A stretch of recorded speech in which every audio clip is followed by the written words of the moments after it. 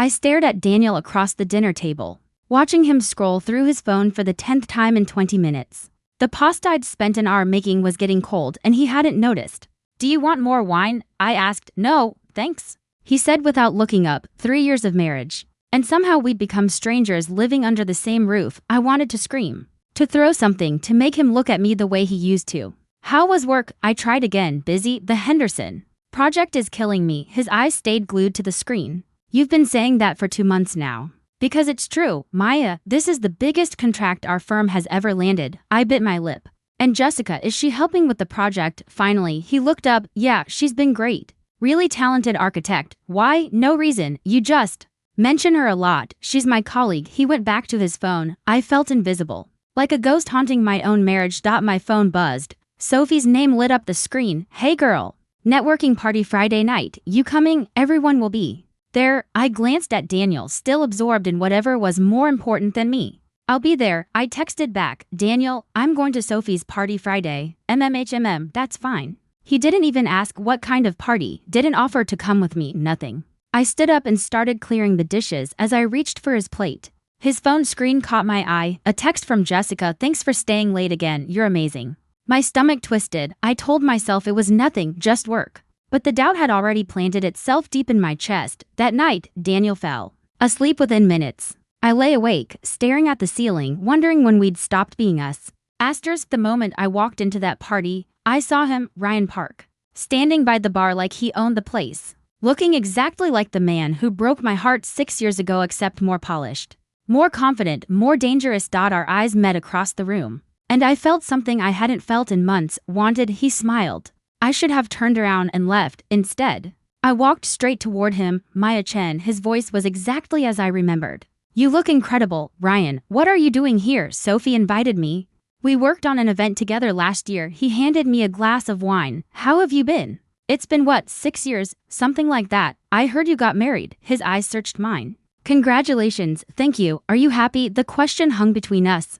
I should have said yes immediately, should have smiled and changed the subject. But I hesitated, and that hesitation told him everything. "Maya." Sophie appeared, grabbing my arm. "You made it. I see you found Ryan. Did you know he started his own company?" "He's doing amazing." "Sophie told me you're still single," I said, immediately regretting how interested I sounded. Ryan laughed.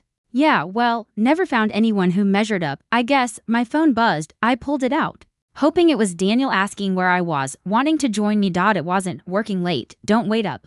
"Your husband?" Ryan asked, watching my face fall. "Yeah.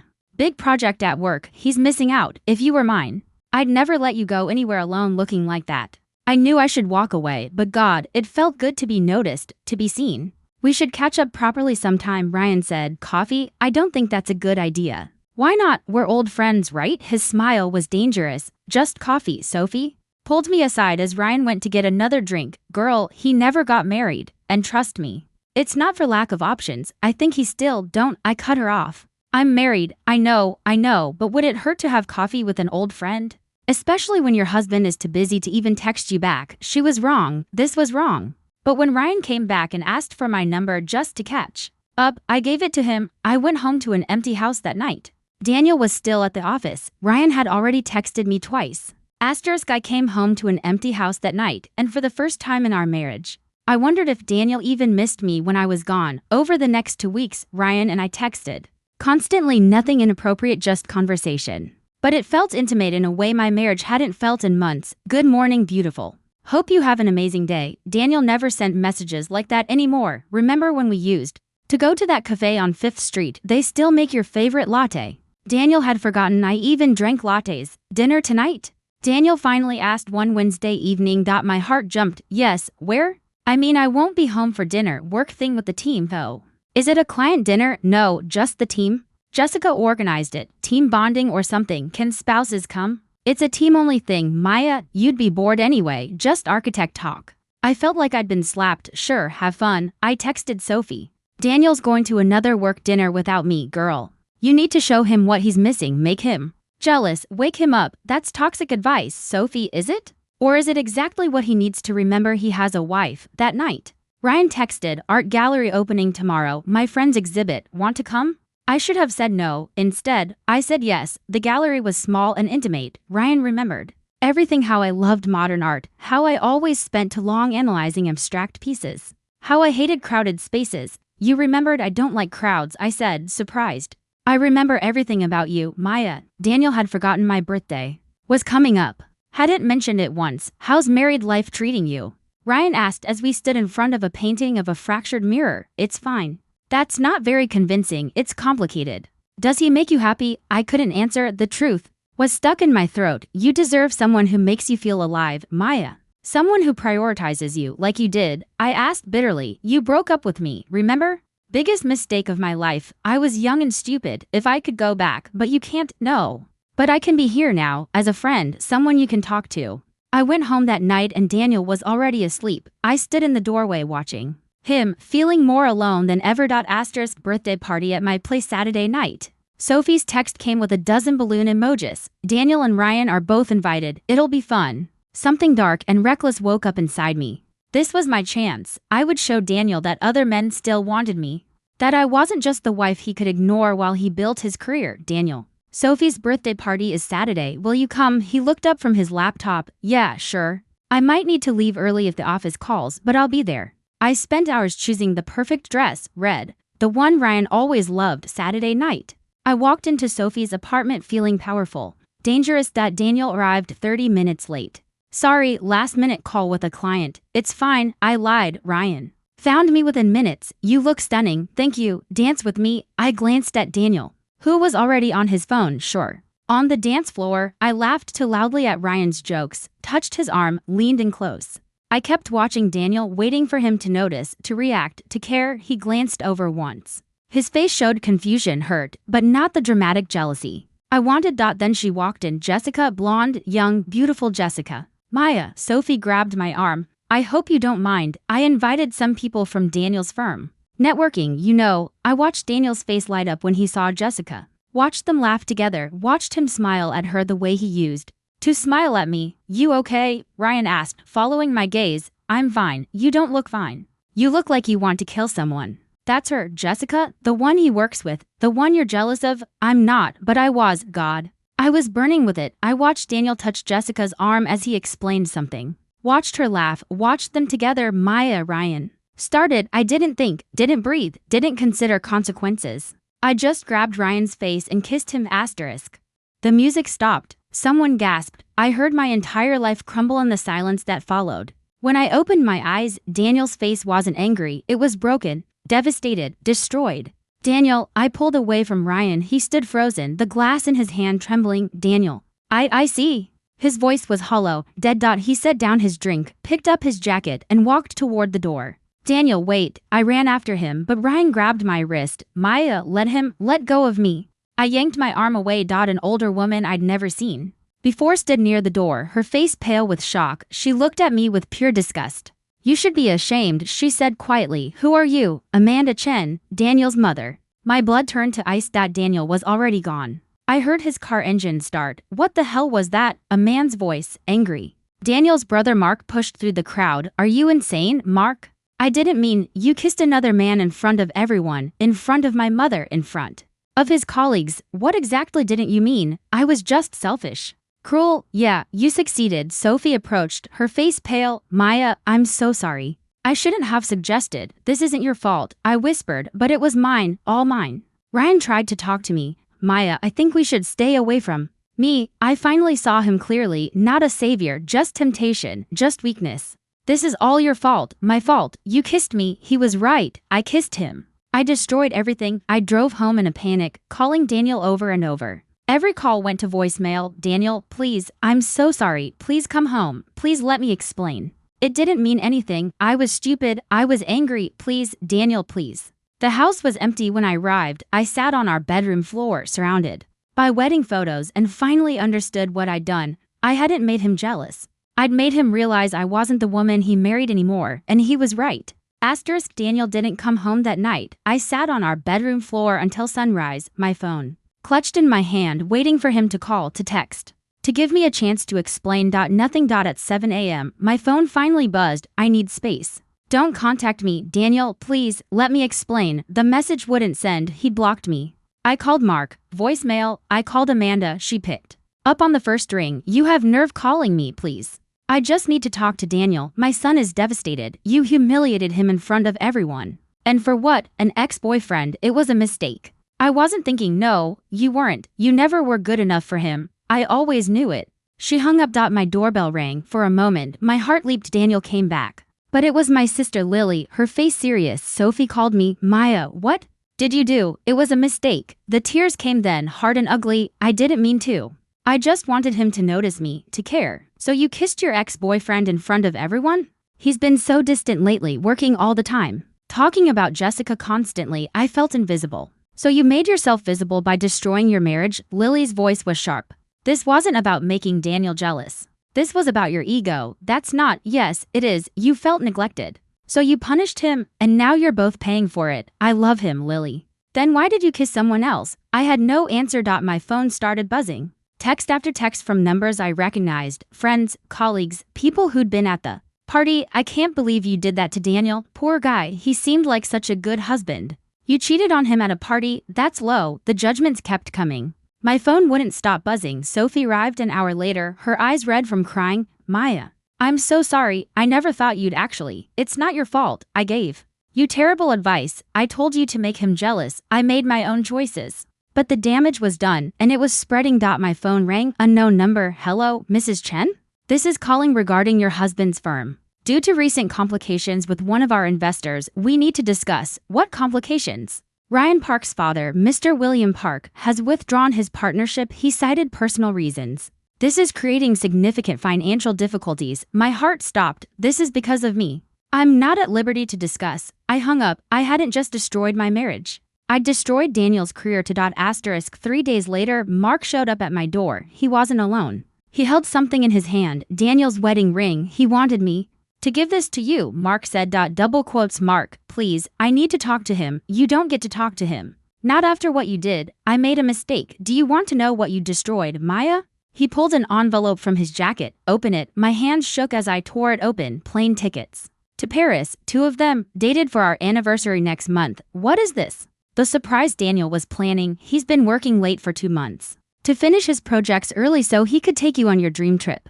The trip you've talked about since you started dating. The room spun. And Jessica? Mark's voice dripped with contempt. She was helping him coordinate everything, the hotel bookings, the restaurant reservations, covering his workload so he could take 2 weeks off. There was never an affair, Maya. There was only a husband trying to surprise his wife and a wife too insecure to trust him. He handed me another paper, a letter in Daniel's handwriting. My dearest Maya, I know I've been distant lately. I know I've been working too much, but every late night, every missed dinner, every moment away from you, it was all for this, for us, to give you the Paris trip you've dreamed about, to show you that you're still the most important thing in my life.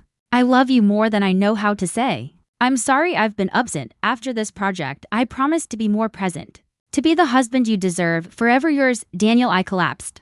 He wrote that the night before Sophie's party. Mark said he was going to give it to you with the tickets next week. Oh God. The words came out as a sob. Oh God, what have I done? You destroyed a good man because of your own insecurity. That's what you did. Let me talk to him. Please, I'll explain. Explain what? That you were jealous over nothing?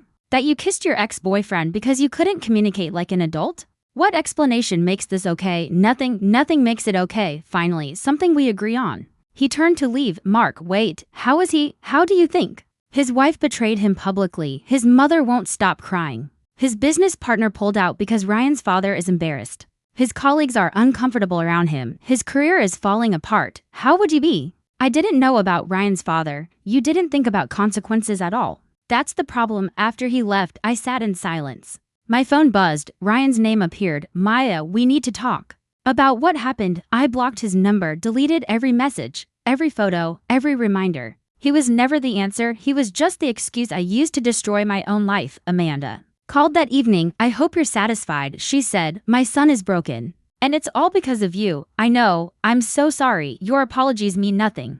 I always knew you weren't good enough for him. I should have said something before the wedding. Amanda, please don't call me again. You're not part of this family anymore. She hung up.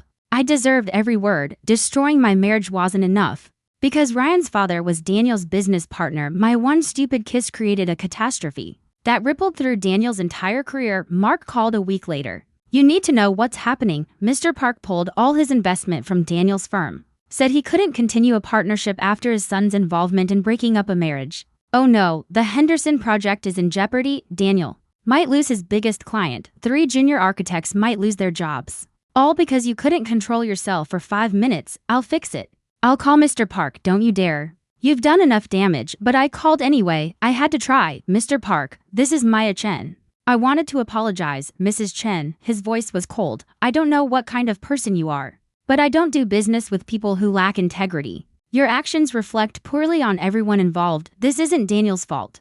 Please don't punish him for my mistakes. I'm not punishing anyone. I'm making a business decision. Goodbye. He hung up. I made it worse. Again, Ryan called from a different number. Maya, we need to talk. There's nothing to say. I need you to know something. I knew you were married and unhappy. I deliberately inserted myself back into your life. My blood ran cold. What? I never got over you. When Sophie mentioned you'd be at that party, I asked her to invite me. I wanted you back. I knew your marriage was struggling and I saw an opportunity. You manipulated me. I gave you an option. You took it. That's on you. Stay away from me. With pleasure. You're not worth the drama. I wanted to scream that he was a monster, but I'd let the monster in. I'd made every choice that led here. My business started suffering too. 3 clients canceled their contracts. We can't work with someone who displays such poor judgment. One said, my reputation was destroyed. Daniel's career was damaged, and it was all because of me. Dr. Kim's office smelled like lavender and judgment. Why did you kiss Ryan? She asked. Because Daniel was ignoring me. He was always working, always talking about Jessica. I felt invisible, so you wanted him to notice you. Yes, and did kissing. Ryan accomplished that. I looked at my hands. Yes, but not the way I wanted. What did you want? I wanted him to fight for me, to show me he still cared. Did you tell him you felt neglected? No. Did you ask him about Jessica? Not directly. Did you suggest couples therapy, or a date night, or any form of direct communication? No. So, instead of talking to your husband, you kissed your ex-boyfriend in public? When you say it like that, I'm not judging, I'm clarifying. You felt neglected. And instead of addressing it, you punished him. Correct. The words hit like a physical blow. Did you want to improve your marriage, or did you want to punish your husband? I couldn't answer. Because deep down, I knew the truth. I wanted him to hurt the way I hurt. I ruined everything. I whispered. Double quotes. Yes, you did. Now the question is, what do you do with that truth? Over the next few weeks, Dr. Kim helped me see patterns I'd ignored. My insecurity, my need for external validation, my inability to communicate directly. Daniel's workaholism was problematic, Dr. Kim said, but your response was disproportionate. He was planning a surprise. You assumed an affair. I know. What does that tell you about yourself? That I don't trust easily, that I'm insecure, and that you punish people instead of talking to them. It hurt, but it was true. I wrote Daniel a letter, not expecting forgiveness, just taking accountability. Daniel, I destroyed our marriage. Not your work schedule, not Jessica, not Ryan, me. I was insecure and jealous, and instead of talking to you, I punished you. I kissed Ryan to hurt you, and I succeeded, but I also destroyed everything good between us. You were planning Paris. You were working hard for us, for our future. And I repaid you with public humiliation and betrayal. I don't expect forgiveness. I don't expect you to respond. I just need you to know, this was my fault, all of it. I'm sorry. I sent it through Mark. I didn't know if Daniel would ever read it. Lily came over with dinner. I'm proud of you, she said, for doing the work. It doesn't fix anything, no, but it fixes you, and that matters. Sophie visited, crying. I gave you terrible advice. I was projecting my own relationship problems onto you. I made my own choices, Sophie. But I pushed you, and I chose to listen. We both made mistakes. I quit social media. Stopped checking what people were saying. Focused on therapy, on healing, on becoming someone I could respect again. But Daniel was gone. And he wasn't coming back. 3 months after that terrible night, Daniel finally agreed to meet me. We sat in a coffee shop like strangers. He looked tired, older, guarded. Thank you for meeting me. I said, I read your letter and I believe. You're sorry. Hope flickered in my chest. Daniel, but sorry doesn't fix this. Maya, I know. But I want to try. I want to go to counseling, to work on communication, I forgive you. He said quietly. You do? Yes, I forgive you, Maya, but I can't forget, and I can't trust you again. He slid an envelope across the table. Divorce papers. Daniel, please, you humiliated me in front of my mother, my colleagues, my friends. You destroyed my business partnership. You kissed your ex-boyfriend while I was planning a surprise trip for us. I know, and I'm so sorry. I never cheated on you.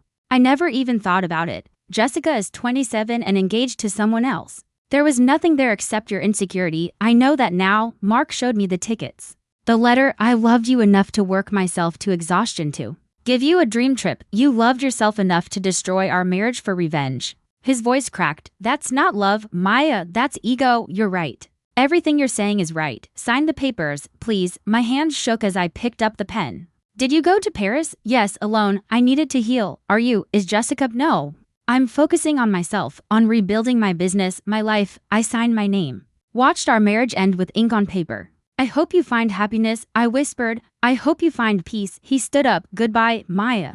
Goodbye, Daniel. I watched him walk away. The man I loved, the man I destroyed. 6 months later, I sat in a small park near my new apartment. Lily had helped me move into a place I could afford on my smaller income. I'd lost clients, friends, and my marriage, but I'd found something too, accountability. A couple argued on a nearby bench. The woman's face was twisted with anger, yelling about some perceived betrayal. I wanted to warn her, to tell her that revenge doesn't satisfy, it destroys. That jealousy is a poison you drink yourself, but some lessons can only be learned through pain. I pulled out my phone and opened my blocked contacts. Ryan's number was still there. I deleted it permanently. He didn't deserve even digital space in my life anymore. That afternoon, I sat in Dr. Kim's office. I've been thinking, I said, about what you asked me, if I wanted to improve my marriage or punish Daniel, and I wanted to punish him. I wanted him to hurt the way I hurt. And now we both do. That's honest. I destroyed my marriage, not Daniel's work schedule. Not Jessica, not Ryan, me. I did this. Yes, you did. And I have to live with that. Yes, you do. I looked out the window at the city beyond. Somewhere out there, Daniel was rebuilding his life without me. And I was rebuilding mine without him. I kissed my ex just to spark jealousy, but I ended up breaking my own home, and there was no one to blame but myself. The end.